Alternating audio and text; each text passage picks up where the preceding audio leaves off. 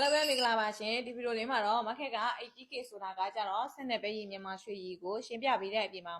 နောက်ဗီဒီယိုဖိုင်မှာဆိုရင် 80K ဆိုတာဆက်နေပဲရီကိုတစ်ချက်သားတွေ့နှုံနောက်ပြီးရင် 80K ကကြတော့အယောကအရန်များနေတယ်ဆိုပြီးတော့sorry ပါစင်းကအရန်များနေတယ်ဆိုပြီးတော့လာပြောတဲ့သူရှိလို့ပါစင်းများရတဲ့အကြောင်းရင်းကိုလည်းပြောပြပေးမှာဖြစ်ပါတယ်ဆိုတော့ 80K ရွှေဆိုတာကကြတော့ဆက်နေပဲရီရွှေမျိုးစားဖြစ်တယ်ပေါ့နော်မြန်မာရွှေရီနဲ့ဆိုရင်ဆက်နေပဲရီ